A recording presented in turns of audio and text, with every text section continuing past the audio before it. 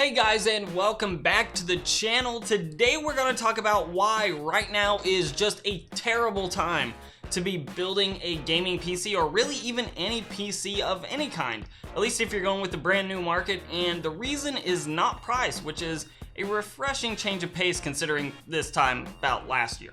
Let's talk about it.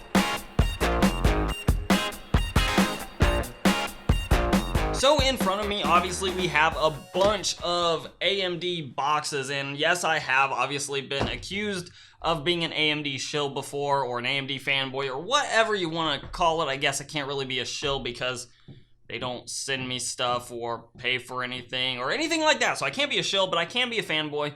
And in this case, yeah, I would admit I do exhibit some fan-like tendencies, but here's the thing.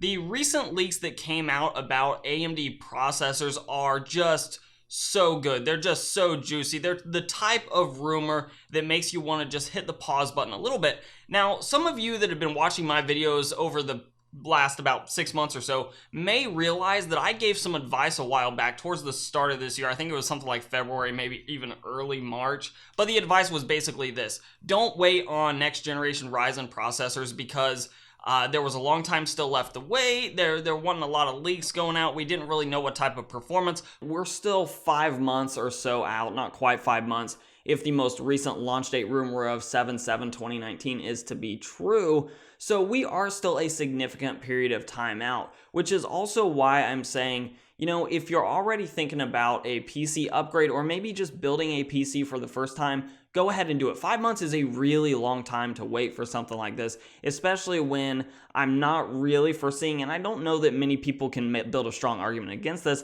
I don't think that at a set budget, you're gonna see much better performance out of a 3000 based series CPU in a set budget PC like $800 or $1,000. I think that you can get great performance out of what's already available. Go ahead and buy what you can afford, and then enjoy the next 5 months of gaming on your brand new PC or on your upgraded PC. Plus, these current ones, these are the first gen boxes, but second gen are sort of in the same boat here. The current generation Ryzen processors were on very good sale deals. Like right now, you can get the 1600, which is this one. You can get that processor for around $100 right now in a lot of sale cases, or at least get it close to $100. But the advice back then was to go ahead and build now, because at the time CPUs were cheap, motherboards are cheap, SSDs are cheap, RAM was cheap. There was a lot of cheap components out there. In fact, one of the few things that has gone up in price over the past several months, a little bit, and it hasn't even been very much, has been budget power supplies. But even you can still get those for $30 or $35 fairly easily on sale. You just kind of got to keep your eyes peeled. But now I'm taking those bits of advice, those advice bits that say, you know, go ahead and build now, especially if you're looking at the brand new market, and they're gone. Now, of course, there are a few reasons you may want to go ahead and wait at this point. The first and foremost one is the fact that we are actually getting really close to the Ryzen 3000 series of processors. In fact, right now, it looks like we're probably going to see the third generation of Ryzen processors actually announced within the week at Computex. So there's the fact that the announcement's coming up, which we'll probably get some details on that as well. But also the launch date looks like it's likely, and the rumor has been this for a while, but more and more likely it seems to be 7/7/2019, so July 7th, which is just a little bit over a month away. It's actually more like a month and a couple weeks away, but that's not nearly as long of a wait if you're somebody that's just holding out to make sure you're not missing out on the latest and greatest, compared to earlier this year when I was saying go ahead and buy now because you're going to save yourself several months of wait. That's really kind of out the window right now, because the next generation processors look to be really even better performing than maybe some of us that were even somewhat optimistic have been seeing, because we've been seeing some leaks in recent days, specifically the last one, which I believe was originally from Adored TV. I could be wrong on that, but I'll go ahead and leave links down below to the source itself. But basically, the 16-core 32-thread behemoth of a mainstream processor from AMD looks to be outcompeting Intel clock for clock and core for core. So we might actually even see a scenario, and it's looking now realistic, that we could see a scenario where AMD actually claims the IPC crown. And that would be a huge deal for gamers especially, because we're still at this point where while games are taking more and more advantage of more and more cores and threads, which plays right into AMD's hands, we're still in a situation where a lot of games will still prefer those high clock speeds, those high IPCs that Intel does definitely still hold the crown for, which is why we see the 9900K, the 9700K, I think it is, the 8700K. Those processors are still the kings of the gaming market. But if the IPC crown gets moved over to Team Red, AMD, we could actually see that go out the window. And AMD historically has had far more aggressive price points than Intel, at least in the last decade or more. AMD has been the far more budget-friendly option. On top of that, Intel is still having some supply side issues with getting processors out there at a reasonable price, which AMD, at least with all accounts, is actually having pretty good yields with this 7nm process using TSMC. So we actually should see not only a good MSRP on these Ryzen processors, but they should be fairly readily available. Now, obviously at launch, they're probably gonna get sold out extremely quickly, especially if the benchmarks hold up as real.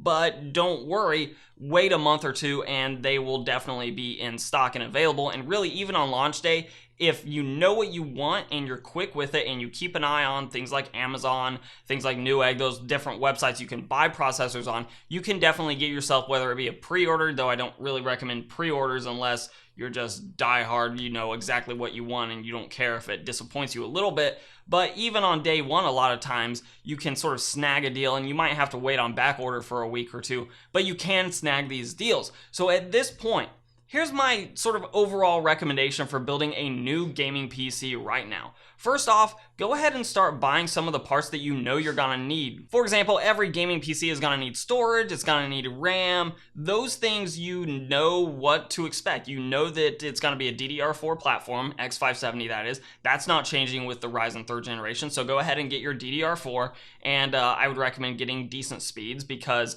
Ryzen does like those higher clock speeds, though I'm curious to see how that changes with models of the 3rd gen Ryzen processors that only have one CCX now that they are 8 cores on an individual CCX. So that'll be a little bit interesting, and hopefully I'll have some testing with that. But then also go ahead and buy yourself some storage, because SSDs are really, really cheap right now too. In fact, you can find 1TB NVMe drives from time to time for under $100, which is a fantastic deal considering how historically low priced those SSDs are right now. So you could even go ahead and, if you're building a new system from scratch, buy your other parts like a case, buy your power supply, really get everything else together, so when the day rolls around where you're waiting on Ryzen to come out, if that's the platform you decide to go to, then you just have to get that motherboard and CPU. Or if you determine that the reviews are disappointing and you don't want that brand new Ryzen goodness, then you can always get a different platform, whether it be Intel or older generation Ryzen parts. You can just order the motherboard and CPU and you're off to the races and ready to build. So we've been into a phase now for a while where if you already had a legitimate gaming PC, it was worth it to go ahead and wait on the next gen Ryzen news,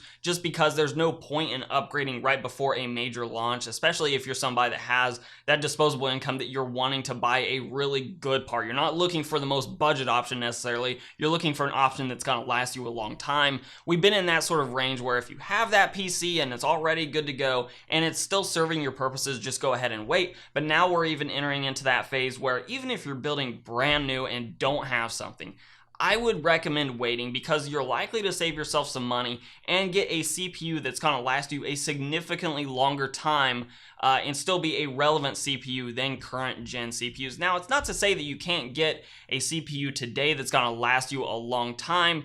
It's just that Ryzen 3000 series is so close. At this point, if it were me, I would be waiting to see what the 3rd generation of Ryzen parts brings us, and I would recommend, unless you absolutely are just chomping at the bit for that PC gaming, I would recommend waiting too. But of course, even though some of you may hate that opinion, I do want to hear your own opinion. So let me know in the comments down below if you were building a brand new gaming PC today, or looking to build a brand new gaming PC today, and you didn't already have a gaming PC. So you're not on the platform yet and you're wanting to get onto that platform. Would you wait the extra month and a half or so for Ryzen 3000? Or would you go ahead and buy now and get something like an Intel 9900K, 9700K, 8700K, you know, something current gen Intel, or even something current gen Ryzen or AMD? Let me know your thoughts on what you would do in that situation down below. And of course, if you like this video, hey, give it a like, share, subscribe. All those things are very helpful to the channel. You can follow me on Instagram and on Twitter at Hoosier Hardware. And as always, I'll let YouTube queue up another couple of videos for my channel for you to watch.